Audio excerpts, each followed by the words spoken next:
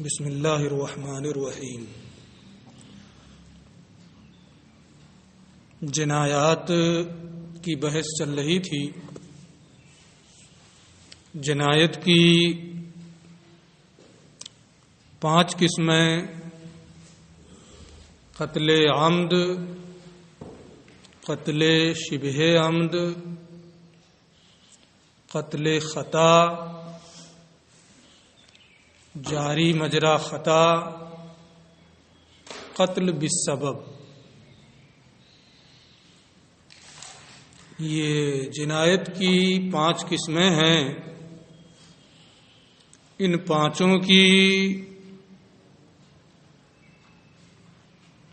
توضیح اور ان کا حکم کل کے درس میں پوری تفصیل کے ساتھ بتایا جا چکا ہے۔ یہاں سے آج کا جو سبق ہے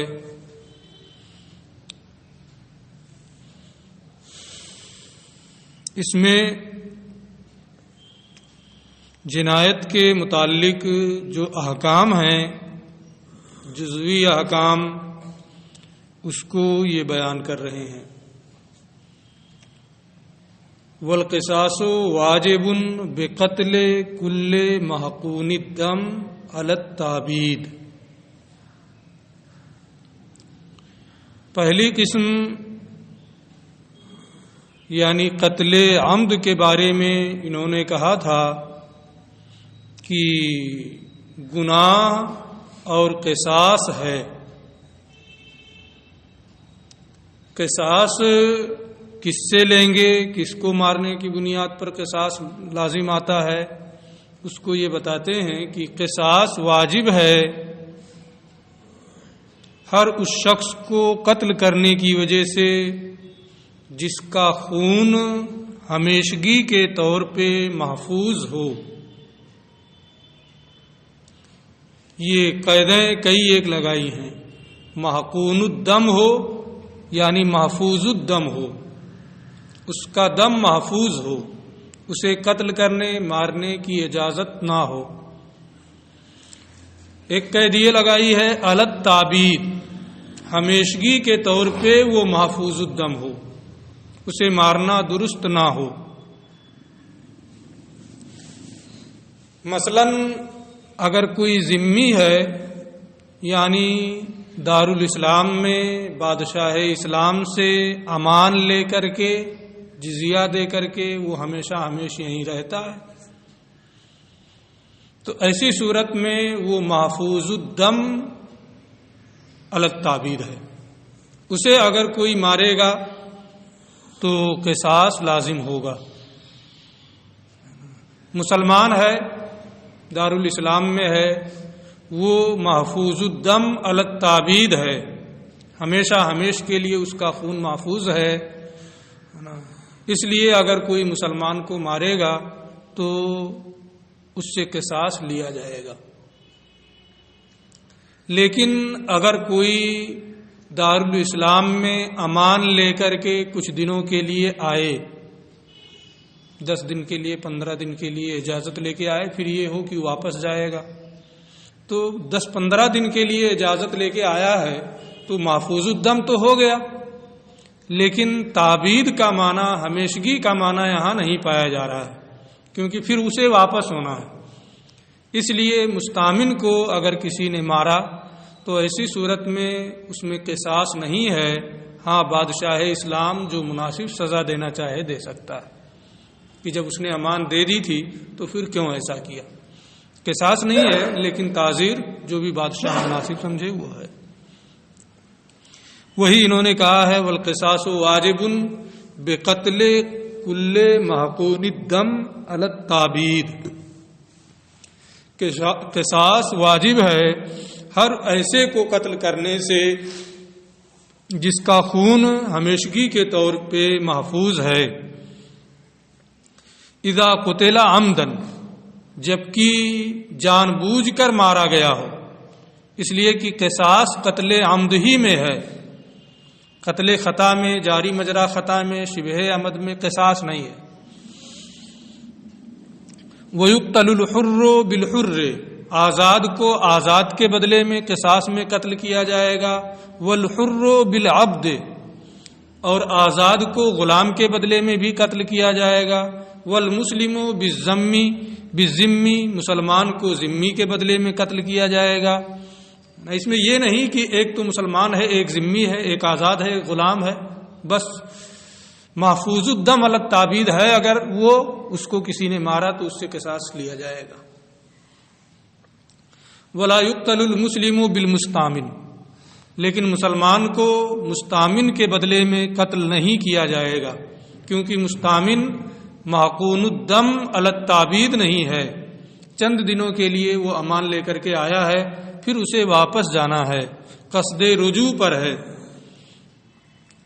وَيُقْتَلُ الرَّجُلُ بِالْمَرْأَةِ، مرد کو عورت کے بدلے میں قتل کیا جائے گا قصاص میں۔ وَالْكَبِيرُ بِالصَّغِيرِ، بڑے کو چھوٹے کے بدلے میں قتل کیا جائے گا قصاص میں۔ وَالصَّحِيحُ بِالْأَعْمَى وَالزَّمِنِ، اور تندرست کو اندھے اور لنجے کے بدلے میں قتل کیا جائے گا، کیونکہ اللہ کا جو ارشاد ہے وَمَنْ قُتِلَ مَظْلُومًا فَقَدْ جَعَلْنَا لِوَلِيِّهِ سُلْطَانًا، تو یہ آیت کریمہ جو ہے وہ عام ہے۔ آیت کے عام ہونے کی وجہ سے عورت کے بدلے مرد، چھوٹے کے بدلے بڑے، لنجے اور اندھے کے بدلے میں تندرست کو قتل کیا جائے گا، اس میں کوئی کلام نہیں ہے۔ یہ بات یہاں پوری ہو گئی۔ ایک چیز یہ یہاں بتا رہے ہیں وَلَا يُقْتَلُ الرَّجُلُ بِإِبْنِهِ وَلَا بِعَبْدِهِ وَلَا بِمُدَبَّرِهِ وَلَا بِمُكَاتَبِهِ وَلَا بِعَبْدِ وَلَدِهِ، مرد کو اس کے بیٹے کے بدلے میں، یعنی باپ کو بیٹے کے بدلے میں، باپ نے بیٹے کو قتل کر دیا، یا مرد کو اس کے غلام کے عوض، یعنی آقا نے اپنے غلام کو مار دیا، یا مدبر کے بدلے میں، یا مکاتب کے بدلے میں، یا اپنے لڑکے کے غلام کے بدلے میں نہیں قتل کیا جائے گا۔ اس کی وجہ یہ ہے کہ غلام، مدبر، مکاتب یا لڑکے کا غلام یہ اموال ہیں، ان کے ساتھ اموال جیسا معاملہ کیا جاتا ہے، اور کوئی اگر اپنے مال کو تلف کر دے تو اس کی بنیاد پر اس پر قصاص نہیں ہوتا ہے۔ اس لیے مکاتب، مدبر، غلام یا اپنے لڑکے کے غلام کو قتل کرنے کی صورت میں قصاص میں اس آدمی کو نہیں مارا جائے گا، لیکن اگر کوئی اپنے بیٹے کو قتل کر دے تو باپ کو بیٹے کے بدلے میں نہیں قتل کیا جائے گا، قصاص نہیں لیا جائے گا، کیونکہ بیٹا یہ باپ کا جز ہے، اور اپنے جز کو اگر کوئی تلف کر دے تو اس سے قصاص نہیں لیا جاتا ہے۔ مثلا کسی شخص نے اپنا ایک پیر کاٹ دیا تو یہ کہا جائے کہ قصاص میں وہ پیر بھی کاٹا جائے، ہے نا؟ تو یہ نہیں ہوگا۔ اپنے جز کو اگر کوئی تلف کر دے تو اس سے قصاص نہیں ہوتا ہے، نہیں لیا جاتا ہے۔ بیٹا یہ باپ کے جز کی طرح ہے، اور جب بیٹا یہ باپ کے جز کی طرح ہے اور اپنے جز کو تلف کرنے سے قصاص نہیں ہوتا ہے، تو اگر باپ اپنے بیٹے کو قتل کر دے تو اسے قصاص میں نہیں مارا جائے گا۔ لیکن اگر بیٹا باپ کو قتل کر دے، یہ حکم شاید اس میں نہیں آیا ہے، اگر آیا ہوگا تو بھی کوئی بات نہیں ہے، بات یہاں چل رہی ہے اس لیے ہم بتا دے رہے ہیں۔ باپ اگر بیٹے کو قتل کر دے تو قصاص میں باپ کو نہیں قتل کیا جائے گا، لیکن بیٹا اگر اپنے باپ کو قتل کر دے تو بیٹے کو قصاص میں قتل کیا جائے گا، کیونکہ بیٹا تو باپ کا جز ہے لیکن باپ بھی جز ہے اس کا، اور جب باپ اس کا جز نہیں ہے تو ایسی صورت میں اپنے جز کو تلف کرنا نہیں ہوا۔ اس لیے اگر بیٹا باپ کو قتل کر رہا ہے تو اسے قصاص میں قتل کیا جائے گا، ٹھیک ہے۔ وَمَنْ وَرِثَ قِصَاصًا عَلَىٰ أَبِيهِ سَقَطَ، اور جو اپنے باپ سے قصاص لینے کا وارث ہو، تو قصاص ساقط ہو جائے گا۔ مثال کے طور پہ زید نے ہندا سے نکاح کیا تھا اور اس سے ایک بچہ بکر پیدا ہوا، زید نے ہندا کو طلاق دے دی، وہ مطلقہ ہو گئی، عدت گزر گئی، سب کچھ ہو گیا۔ اب وہ زید کے لیے اجنبیہ ہو گئی، پھر زید نے ہندا کو قتل کر دیا عمدن، جان بوجھ کر کے، تو ہندا تو گئی لیکن اس کا بیٹا بکر زندہ ہے، اور یہ بکر زید کا بھی بیٹا ہے۔ قصاص لینے کا وارث اب کون ہوگا؟ وہی بکر جو زید کا اور ہندا کا بیٹا ہے، تو اپنے باپ سے قصاص لینے کا وہ وارث ہوا، لیکن حرمت ابوت کی بنیاد پر، شرافت ابوت کی بنیاد پر یہ قصاص ساقط ہو جائے گا۔ وہ قصاص میں اپنے باپ کو نہیں قتل کر سکتا ہے، ٹھیک ہے۔ ومن ورث قصاصا علی ابیہ، اور جو اپنے باپ سے قصاص لینے کا وارث ہو، سقط، تو شرف ابوت کی بنیاد پر یہ قصاص ساقط ہو جائے گا۔ ولا یستوفى القصاص الا بالسیف، کسی نے مارنا شروع کیا تو لکڑی کا کوئی دھاردار بنایا ہے یا پتھر کا بنایا ہے، یا مارنا شروع کیا تو مارتا رہا، کئی دھار مارا اور پھر جا کر کے وہ مرا، تو یہ نہیں ہوگا کہ تم بھی مارتے رہو، ہے نا، یہاں تک کہ مر جائے۔ قصاص بس ایک مرتبہ میں تلوار لیں، مار دیں، ختم ہو جائے، بس معاملہ ختم۔ یہ نہیں ہے کہ متعدد ضرب مارے اور اسے زیادہ سے زیادہ تکلیف دے۔ ولا یستوفى القصاص الا بالسیف، اور قصاص تلوار ہی کے ذریعے سے لیا جائے گا، تلوار کے علاوہ یہ نہیں ہوگا کہ جس دھاردار چیز کے ذریعے سے قاتل نے مقتول کو مارا تھا اسی دھاردار چیز کے ذریعے سے اسے قتل کیا جائے، صرف تلوار سے قصاص لیں گے۔ وَإِذَا قُتِلَ، یہاں سے پھر مسئلہ بدل رہا ہے۔ وَإِذَا قُتِلَ الْمُكَاتَبُ عَمْدًا، اور جب مکاتب کو عمدن قتل کر دیا جائے، جان بوجھ کر کوئی مکاتب کو مار دے تو قصاص لیں گے، ہے نا، جس نے بھی مارا ہے اس سے قصاص لیا جائے گا۔ اب اس کی 3 صورتیں ہوتی ہیں۔ ایک صورت تو یہ ہے کہ مکاتب کو جان بوجھ کر کے کسی نے مارا، جس سے عقد کتابت جتنے پہ ہوا تھا اتنا مال اس کے پاس موجود ہے کہ اسے دے کر کے اس کی آزادی ہو جائے، یا اتنا مال نہیں ہے کہ جسے چھوڑ کر، جسے دے کر کے اسے آزادی مل جائے،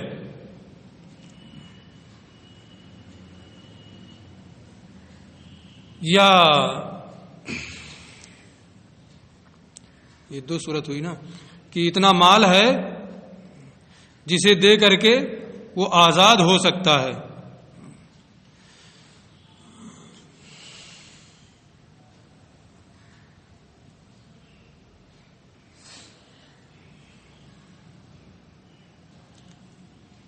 یا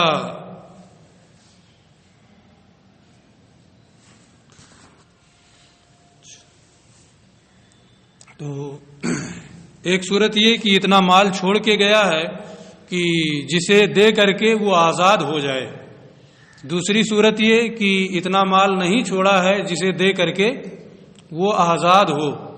پہلی صورت جو ہے کہ اتنا مال دے کر کے گیا، چھوڑ کے گیا ہے کہ جسے دے کر کے آزادی مل جائے، اس میں 2 صورتیں بنتی ہیں، یا تو اس کا کوئی وارث بھی ہوگا یا اس کا کوئی وارث نہیں ہوگا۔ تو اتنا مال چھوڑ کے گیا ہے کہ وہ آزاد ہو جائے، اس میں تفصیل ہے کہ یا تو اس کا کوئی وارث بھی ہوگا یا وارث نہیں ہوگا۔ ہر ایک کا حکم کیا ہے اس کو یہ یہاں سے بتائیں گے، شاید 2 ہی صورتوں کا حکم بتایا ہے۔ وَإِذَا قُتِلَ الْمُكَاتَبُ عَمْدًا، اور جب مکاتب کو جان بوجھ کر کے قتل کر دیا جائے، وَلَيْسَ لَهُ وَارِثٌ إِلَّا الْمَوْلَى، تو یا تو اس کا کوئی وارث ہوگا یا اس کا کوئی وارث نہیں ہوگا۔ یہاں یہ مان رہے ہیں کہ اس کا مولا کے علاوہ کوئی وارث نہیں ہے. مکاتب کو قتل کر دیا گیا اور کوئی وارث اس کا مکاتب کا نہیں ہے. فلہ القصاص، تو آقا مکاتب کے قاتل سے قصاص لے گا. علم یترک وفان، اگر اتنا مال چھوڑ کے نہیں گیا ہے کہ جس سے وہ آزاد ہو جائے.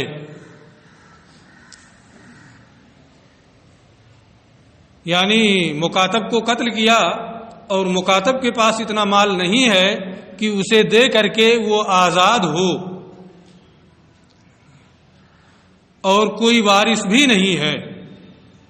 تو جب اتنا مال نہیں ہے کہ جسے دے کر کے اسے آزادی ملے، تو قتل کس کی ملکیت میں ہو رہا ہے؟ آقا ہی کی ملکیت میں ہو رہا ہے. اس لیے آقا کو اس سے، قاتل سے قصاص لینے کا، اس لیے اسی کی ملکیت میں قتل کیا گیا تو اسے قصاص لینے کا بھی اختیار ہوگا آقا کو. فلہ القصاص ان لم یترک وفان، تو آقا اس سے قصاص لے گا اگر مکاتب اتنا مال چھوڑ کر کے نہیں گیا ہے کہ جس سے بدلے کتابت ادا کیا جا سکے. وَإِن تَرَكَ وَفَانٍ، اور اگر اتنا مال چھوڑ کے گیا ہے جس سے بدلے کتابت ادا کر دیں. وَوَارِثُهُ غَيْرُ الْمَوْلَى، اور اس کا کوئی وارث بھی ہے آقا کے علاوہ. فَلَا قِصَاصَ لَهُ، تو اب یہاں یہ ہوتا ہے کہ اتنا مال چھوڑ کے گیا ہے کہ آزادی مل جائے. تو زخمی کرنا یہ کس کی ملکیت میں پایا گیا؟ آقا کی ملکیت میں. ابھی تو وہ آقا ہی کا مملوک ہے جب تک نہیں دیا گیا. قتل کے بعد دیکھا گیا کہ مال اس کے پاس ہے، دے کر کے آزادی مل جائے گی، ہے نا. دے دیا گیا، آزادی ہو گئی مرنے سے کچھ پہلے. اب وارث بھی ہیں تو قصاص لینے کا حق کس کو ہو جائے گا؟ وارثین کو ہو جائے گا. تو زخم یہ دوسرے کی ملکیت میں ہوا، قصاص دوسرے کے لیے ہو رہا ہے. اس لیے اگر سب اکٹھا بھی ہو جائیں پھر بھی قصاص نہیں لے سکتے ہیں. یعنی آقا اور وارثین سب اکٹھا ہو جائیں تب بھی نہیں لے سکتے، انفرادی طور پہ بھی نہیں لے سکتے، اس لیے کہ ملکیت بدل چکی ہے. پہلے وہ آقا کا مملوک تھا، جب زخمی ہوا قصاص لینے کا جب معاملہ آیا تو وہ آقا کا مملوک نہیں رہ گیا. ملکیت بدلنے سے حکم بدل جاتا ہے. جیسے کہ آپ ایک مشہور حدیث سنتے رہتے ہیں کہ حضرت بریرہ کو گوشت دیا گیا صدقے میں، سنے ہوں گے. اور پھر آقا کریم تشریف لے آئے، انہوں نے کھجور پیش کیا کھانے کے لیے. دیکھا حضور نے کہ گوشت ابل رہا ہے. آپ نے فرمایا کہ یہ گوشت ابل رہا ہے، مجھے یہ پیش کر رہی ہو، کیا گوشت میں میرا حصہ نہیں ہے؟ انہوں نے کہا یا رسول اللہ یہ صدقے کا ہے. کہا جب تم کو دیا گیا تو صدقہ تھا، تم مجھے دو گی تو ہدیہ ہوگا. یعنی ملکیت بدلنے سے حکم بدل جاتا ہے نا. تو یہاں پہلے آقا کی ملکیت میں وہ تھا جب زخمی ہوا، اور جب قصاص لینے کا معاملہ آیا تو اب وہ آزاد ہو گیا ہے، وارثین کو حق ہو رہا ہے. اس لیے کسی ایک کو بھی قصاص لینے کا اختیار نہیں ہوگا. وَوَارِثُهُ غَيْرُ الْمَوْلَى فَلَا قِصَاصَ لَهُمْ، تو وہ قصاص نہیں لے سکتے. وَإِنِ اجْتَمَعُوا مَعَ الْمَوْلَى، اگرچہ وہ وارثین آقا کے ساتھ دعویٰ کرنے میں اکٹھا ہو جائیں، سب ایک ساتھ دعویٰ کریں، پھر بھی قصاص نہیں لے سکتے. اس لیے کہ جراحت، زخمی ہونا یہ دوسرے کی ملکیت میں اور قصاص دوسرے کی ملکیت میں ہو رہا ہے.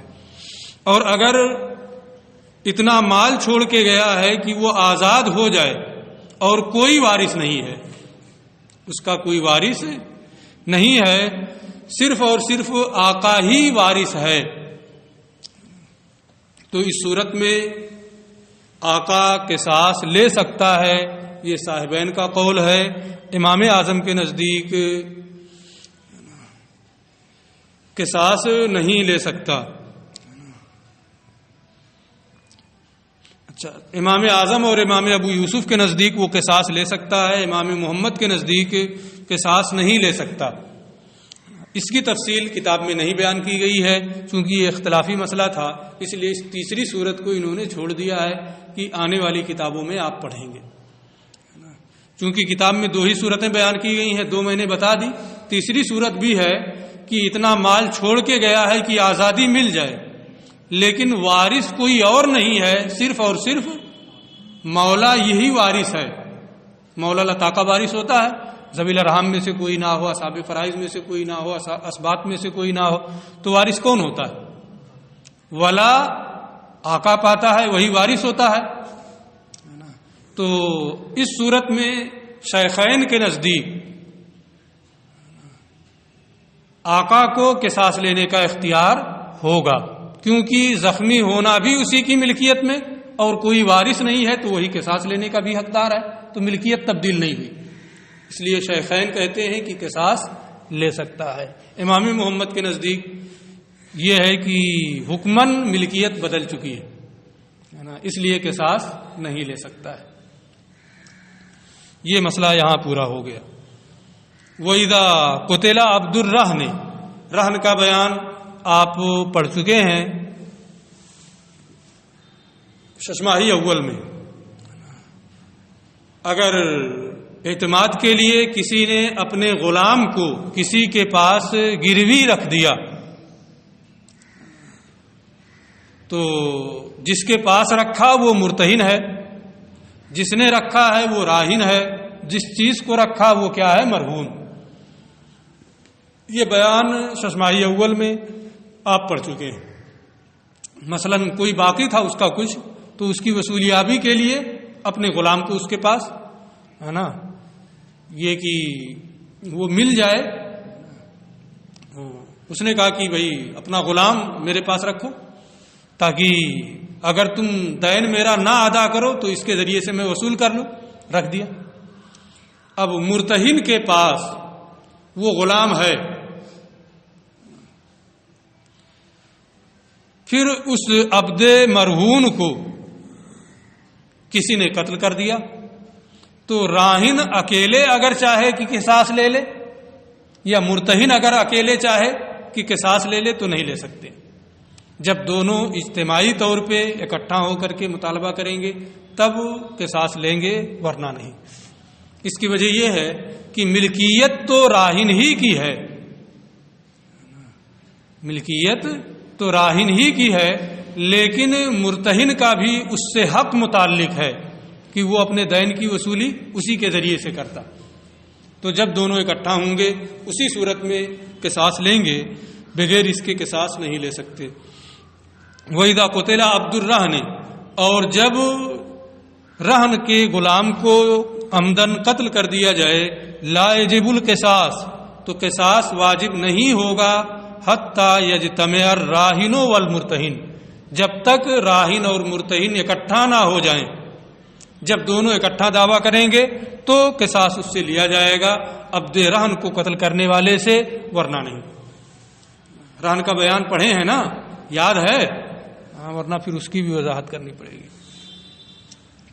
وَمَن جَرَحَ رَجُلًا عَمْدًا، اور جس نے کسی آدمی کو جان بوجھ کر کے زخمی کر دیا، فَلَمْ يَزَلْ صَاحِبَ فِرَاشٍ، اور وہ صاحب فراش رہا، بستر ہی پر پڑا رہا اس زخم کی بنیاد پر، حتیٰ ماتا، یہاں تک کہ اسی زخم کی وجہ سے مر گیا، فَعَلَيْهِ الْقِصَاص، تو اس کے زخمی کرنے ہی کی بنیاد پر وہ صاحب فراش ہوا اور وہ ایسے ہی مر گیا، تو اس کو قاتل مانیں گے اور اس سے قصاص لیں گے۔ ہاں اچھا ہو گیا، تندرست ہو گیا، اس کے بعد پھر کسی عارضے کی بنیاد پر مر گیا تو اب ایسی صورت میں قصاص نہیں لیں گے، کیونکہ اس کے ضرب کی بنیاد پر وہ نہیں مرا ہے۔ ہاں عرش زخمی کرنے کی جو دیت ہوتی ہے وہ دیت دینا ہوگا، یہ الگ بات ہے، لیکن قصاص نہیں ہے۔ اور جو ومن جرح رجلا عمدا، جو کسی آدمی کو جان بوجھ کر کے زخمی کر دے، فلم یزل صاحب فراشن حتی ماتا، اور وہ بستر ہی پر پڑا رہا یہاں تک کہ مر گیا، تو اس پر قصاص ہے، کیونکہ قتل کرنا یہ پا لیا گیا۔ ومن قطع ید رجل عمدا من المفصل، اور جو کسی آدمی کے ہاتھ کو کاٹ دے جوڑ سے، مثلا یہاں کوہنی سے کاٹ دیا، یہ جوڑ ہے، یا یہ جوڑ ہے یہاں سے کاٹ دیا ہے نا، یا یہ جوڑ ہے یہاں سے کاٹ دیا ہے نا، تو مساوات ممکن ہے، برابری ہو سکتی ہے کہ جس نے کاٹا ہے نا کوہنی سے اس کا ہاتھ، دوسرے کا ہاتھ بھی وہیں سے کاٹ دے، مساوات ہو سکتی ہے۔ اگرچہ اس کا ہاتھ چھوٹا ہے اس کا ہاتھ بڑا ہے یہ نہیں دیکھا جائے گا، بس جوڑ سے ہے نا، تو جہاں جس جوڑ سے اس کے ہاتھ کو کاٹا ہے اسی جوڑ سے اس کے ہاتھ کو بھی کاٹ دے، مساوات ممکن ہے، اس لیے قصاص لیں گے۔ لیکن اگر جوڑ سے نہیں کاٹا، یہاں سے کاٹ دیا ہڈی ہے نا، تو ہڈی میں قصاص نہیں ہے، دانت کے علاوہ ہے نا، دانت کے علاوہ ہڈی میں یہاں سے کاٹ دیا ہے نا۔ اب اس کو کیا نام ہے سننے والے ہے نا، یہ اس کو کیا کہتے ہیں، کوہنی گٹا ہے نا، گٹے اور مرفقین کے بیچ میں ہے نا، کوہنی کے اور گٹے کے بیچ میں سے کاٹ دیا ہے نا، یعنی جوڑ سے نہیں کاٹا، تو اس صورت میں مساوات ممکن نہیں ہے، صرف اور صرف عرش ہے نا، قصاص نہیں لیا جائے گا۔ عرش الف سے، عین سے نہیں، ایک اس میں بولا جائے گا عرش اور ایک بولا جائے گا دیت۔ عرش اس مال کو کہتے ہیں جو عضو کے بدلے میں دیا جائے، عرش اس مال کو کہتے ہیں جو عضو کے بدلے میں دیا جائے، اور دیت اس مال کو کہتے ہیں جو نفس کے بدلے میں، جان کے بدلے میں دیا جائے۔ کسی کو جان سے مار دیا تو جو مال دینا ہوتا ہے اسے کیا بولیں گے، دیت، اور جو عضو کاٹنے کے بدلے میں دیا جائے اسے کیا بولیں گے، عرش ہے نا۔ لیکن فقہا کا یہ عام ضابطہ ہے، عام ضابطہ نہیں، ان کا جو استعمال ہے کہ دیت کی جگہ پہ عرش کا لفظ بول دیتے ہیں، عرش کی جگہ پہ دیت کا لفظ بول دیتے ہیں۔ اب تمیز آپ کو کرنا ہے کہ یہ عضو کے بدلے میں اگر ہے تو وہاں عرش اپنے حقیقی معنی میں استعمال ہے، اور اگر نفس کے بدلے میں عرش آ گیا تو وہ عرش دیت کے معنی میں ہے نا۔ اسی طریقے سے دیت کا معاملہ بھی ہے۔ بہرحال تو یہ جاننا ضروری ہے کہ عرش اور دیت میں فرق کیا ہے، بعد میں یہ سب بحثیں آئیں گی۔ ومن قطع يد رجل عمدا من المفصل، جو کسی آدمی کے ہاتھ کو جان بوجھ کر کے جوڑ سے کاٹ دے ہے نا، قطعت تو اس کے ہاتھ کو کاٹا جائے گا قصاص میں، قصاص اس سے لے سکتے ہیں۔ وکذالک الرجل، یہی ہاتھ پیر کا بھی ہے، یہی ہاتھ حال پیر کا بھی ہے کہ اگر پیر کو جوڑ سے کاٹ دیا، کعبین سے کاٹ دیا جو جوڑ ہے، یہاں گھٹنے سے کاٹ دیا جو جوڑ ہے نا، تو قصاص میں اس کے پیر کو بھی کاٹا جائے گا۔ بیچ سے کاٹ دیا، ساق پنڈلی جو ہے نا، ساق ہے نا، یا ران سے کاٹ دیا تو اب مساوات ممکن نہیں ہے، صرف عرش ہے، قصاص میں اس کو نہیں کاٹا جائے گا، برابری ہو سکے۔ وہ ہمارے نیلانف،